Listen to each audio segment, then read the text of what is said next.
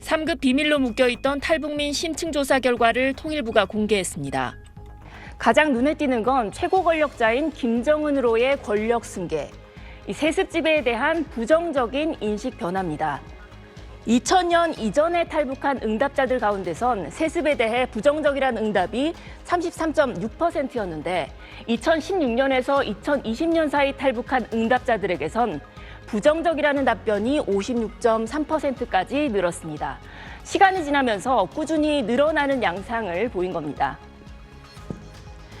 연령별로 살펴보면 세습 통치에 대한 부정평가는 20대가 높았고 50대 이상에서 상대적으로 낮았습니다. 북한에서도 체제에 대한 충성심을 놓고 세대 간 시각차가 있다고 짐작해 볼 수 있는 대목입니다. 정권에 대한 주민 불만이 누적되면서 주민들의 의식 또한 점차 변화하고 있는 것으로 나타났습니다. 외부 영상물에 대한 노출은 꾸준히 늘어나고 있는 것으로 파악됐습니다.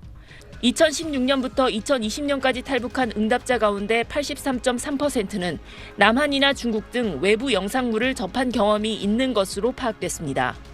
천국에 계단을 갖다 줬어요. 보드개를 풀어놓고 보라고. 그렇게 오셨대요. 그렇게 완벽하고 철저하더니. 주택 매매는 이미 일상화돼 최근 탈북한 응답자 46%가량은 북한에서 주택을 사고 판 경험이 있다고 답했고 주택을 사고 팔 때 중개인의 도움을 받았다는 응답도 각각 30%, 20%가량으로 나타났습니다. SBS 김하영입니다. 멍멍개, 낮전등. 북한 여성들이 남편을 부르는 속어입니다. 낮전등은 낮에 켜진 전등처럼 하는 일 없고 쓸모없는 존재라는 뜻입니다. 통일부가 탈북민 증언으로 발간한 북한 경제사회 실태보고서에 담긴 내용으로 최근 북한에서는 여성이 장마당에서 생계를 꾸리는 경우가 늘면서 여성의 지위가 높아졌다는 걸 반영한 사례입니다. 2016년에서 20년 사이 북한을 떠난 탈북민들은 시장 활동이 여성의 지위에 미친 영향에 대해 30%가 남편과 위상이 동등해졌거나 높아졌다, 45.9%는 다소 높아졌다고 답변한 것으로 나타났습니다. 다만 김정은 정권 들어 여성에게 전통적 여성상을 강조하는 등 사회 전반의 남녀 평등은 요원하다고 통일부는 분석했습니다. 여성들에게 자녀들을 사회주의 교육 교양으로 키워내고 고상한 문화 도덕적 풍모를 지켜야 한다고 강조하는가 하면 일상에서 조선 옷을 착용하라고 독려하고 있다는 겁니다. 탈북민들은 또 여성을 주로 겨냥한 복장 단속도 이루어지고 있다고 증언했습니다. 2018년 탈북한 A씨는 몸에 붙는 옷을 입고 다니면 오태 단속에 걸려 벌금을 물고 바지를 찢기거나 잘리기도 했다고 밝혔습니다. SBS 정경희입니다. 네, 지금까지 내용 안정식 북한 전문 기자와 정리를 해보겠습니다. 정말 북한 움직임이 요즘 심상치 않습니다. 진짜 전쟁하려는 거 아니냐 이렇게 걱정하는 사람들도 있더라고요. 예, 근데 오늘 김정은이 속내를 밝혔어요. 네. 김정은의 관련 연설 내용 그대로 읽어드리면 적들이 건드리지 않는 이상 결코 일방적으로 전쟁을 결행하지는 않을 것이다. 이렇게 얘기를 했습니다. 전쟁이 일어나면 북한이 끝이라는 걸 알기 때문에 김정은도 먼저 전쟁할 생각은 없는 것 같습니다. 근데 우리나라 이제 4월 총선이 있기 때문에 북한이 새해 초부터 이렇게 세게 나오는 거다 이런 분석이 있던데 어떻습니까?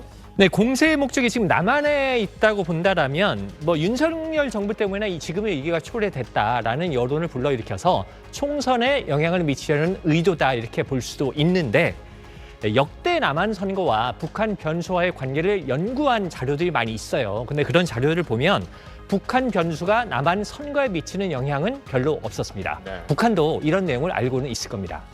근데 선거가 아니라면 북한이 이렇게 새해 시작부터 계속 도발 수위를 높이는 이유는 뭔가요? 현재로서는 배내적인 이유가 가장 커 보입니다.